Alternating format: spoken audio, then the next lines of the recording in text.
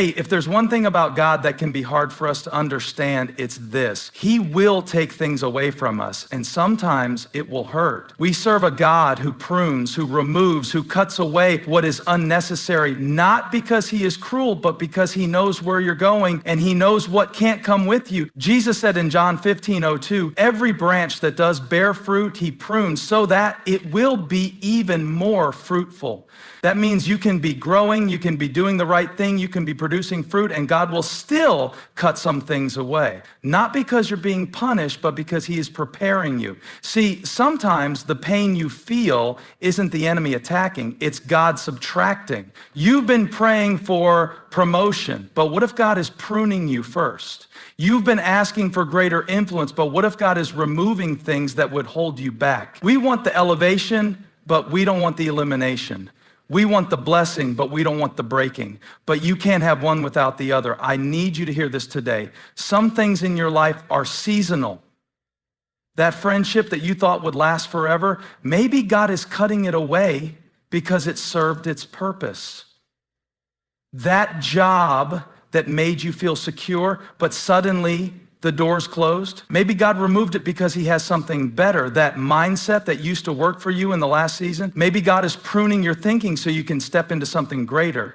We don't like losing things, but what if I told you not every loss is a bad thing? What if the thing you're grieving over was actually God making room? Because pruning isn't about taking life away, it's about making sure the life that remains produces more fruit. Imagine a tree full of branches. Some of them look strong. Some of them are already bearing fruit. But a gardener knows that if you let every branch grow wild, the tree will never reach its full potential. The branches that are weak, the ones that aren't bearing the right kind of fruit, the ones that are draining energy from the parts that really need to grow, those have to be cut off. And that's what God does with us. Sometimes we're holding on to dead things, relationships, habits, old ways of thinking, because they feel comfortable. But comfort isn't always good for growth. Just because something feels familiar doesn't mean it's fruitful. Some of us are praying for God to do a new thing, but we're still holding on to old things.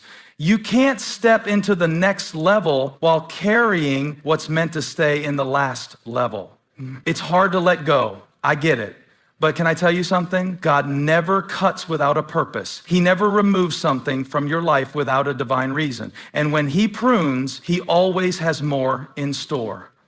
That's why we need to stop resisting the pruning process. Instead of fighting God when he removes something, trust that he knows what he's doing. If God is cutting something away, it's because it can't come with you where he's taking you. Think about Abraham. God told him in Genesis 12, leave your country, your people, and your father's household and go to the land I will show you. That means Abraham had to let go of some things before he could step into what God had promised him. He had to leave the familiar. He had to leave his comfort zone.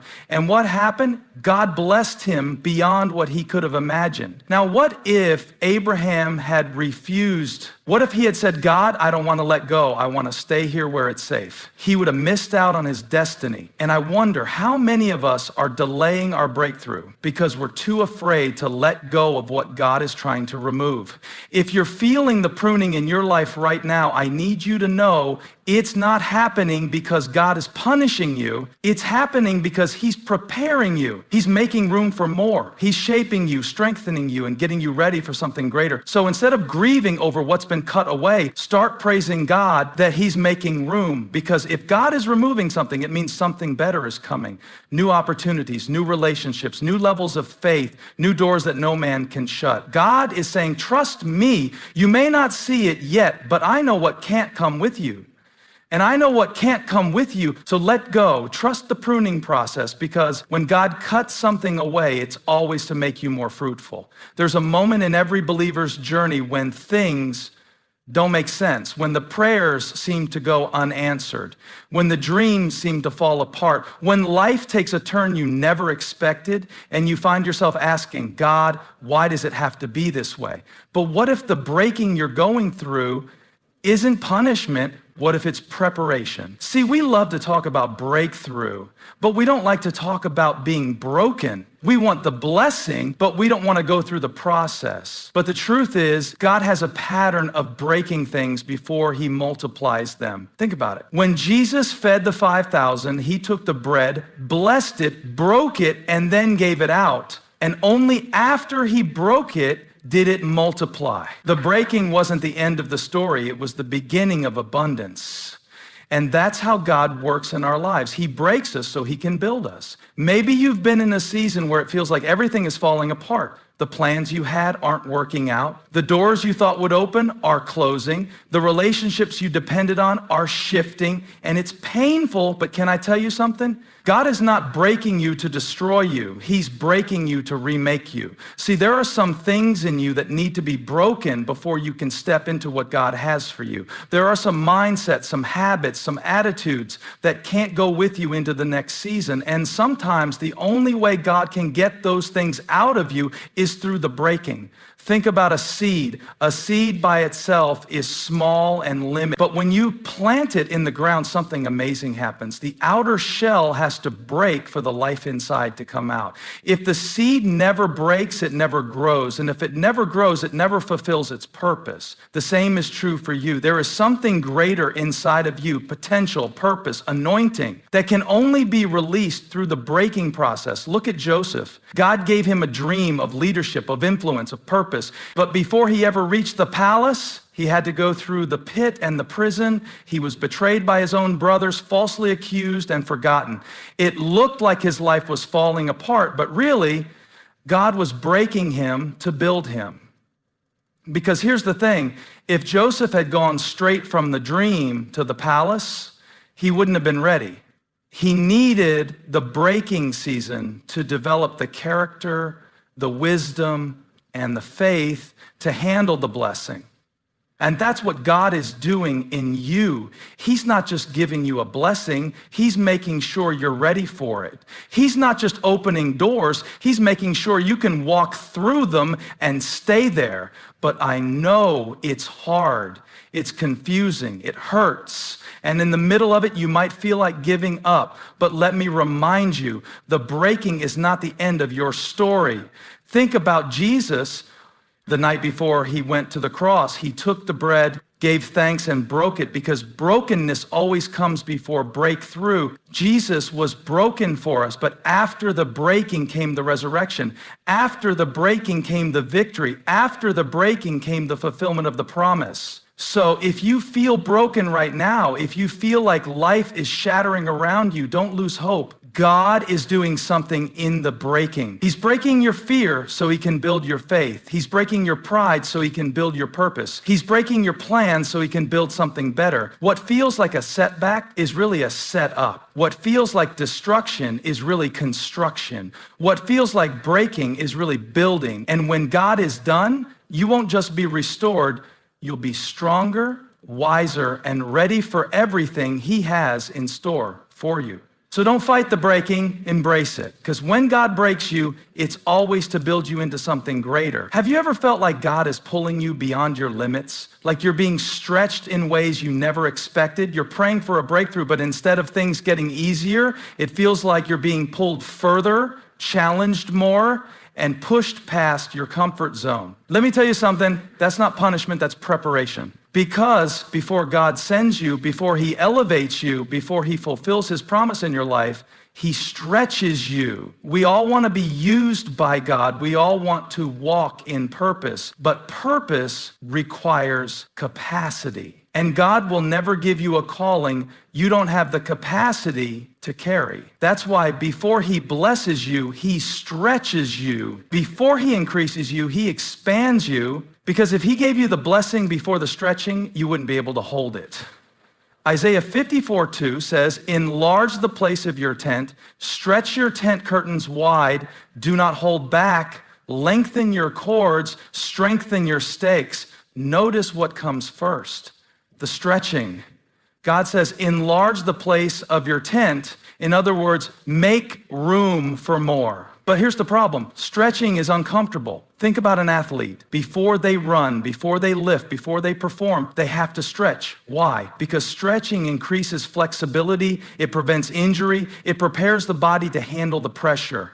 And that's exactly what God is doing in your life. He's stretching you so that when the opportunity comes, you don't break under the weight of it. But stretching doesn't feel good. It feels like you're being pulled in different directions. It feels like you're being asked to do more than you think you can handle. It feels like God is asking too much. But what if God isn't trying to break you? He's trying to build you. Look at Moses. When God called him to lead Israel out of Egypt, Moses didn't feel ready. He said, God, I can't speak well. I'm not qualified. But God stretched him. He sent him back to Pharaoh. He had him stand before an entire nation. He pushed Moses past his insecurities because his calling required capacity. Look at Peter. Peter was just a fisherman, but Jesus said, follow me and I will make you a fisher of men. That required stretching. Peter had to leave his old life behind. He had to walk by faith. And when Jesus called him out onto the water, Peter had to literally stretch beyond what he thought was possible. And that's what God is doing in your life right now. He's stretching your faith. He's asking you to believe for things that don't make sense. He's asking you to trust him when you can't see the outcome. He's pulling you beyond your comfort zone, not to harm you, but to prepare you. Because if you only operate in what's comfortable, you'll never grow. If you only do what you've always done, you'll never step into something greater. Growth requires stretching. Faith requires stretching. The next level requires stretching. Maybe you feel like you're being stretched in your patience. Maybe you're being stretched in your finances. Maybe you're being stretched in your relationships. And you're wondering, God, why does it feel like I'm at my limit? Because you're being expanded, because God is making room for more, because you're being prepared for what you prayed for. You see, sometimes we ask God for something and we expect him to just drop it into our laps. We say, God, give me a bigger platform. But before he gives you a bigger platform, he has to stretch your character. We say, God, I want a stronger marriage, but before he strengthens your marriage, he has to stretch your humility, your patience, your ability to love. Because God will never give you something you're not prepared to handle. So if you're in a stretching season, don't resist it, embrace it, because what feels like tension is really transformation. What feels like pressure is really preparation. What feels like stretching is really strengthening. And when the stretching is done, you won't just be ready, you'll be unstoppable. There's a process to purpose. We love to talk about the moment when God lifts us up, when he opens doors, when he brings the vision to pass. But what we don't always talk about is the hidden season, the season where it feels like nobody sees you, nobody notices you, and you're wondering, God, did you forget about me? But what if I told you that before God reveals you, he hides you? Because if God were to send you before you were ready, you wouldn't be able to handle what's coming. So before he elevates you, he isolates you. Before he promotes you, he prepares you in private. Think about David. David was anointed to be king as a young man, but after the oil was poured on his head, he didn't go straight to the throne. He went back to the field, back to tending sheep, back to a place of obscurity. It wasn't that God had forgotten him, it was that God was developing him, because public promotion requires private preparation. And that's what some of you are going through right now. You're feeling hidden. Now, you're working hard, but nobody sees it. You're being faithful, but nobody recognizes it. You're growing, but nobody seems to notice. And the enemy would love to convince you that you're being overlooked, but the truth is, you're being protected. See, when God hides you, it's not rejection, it's refinement.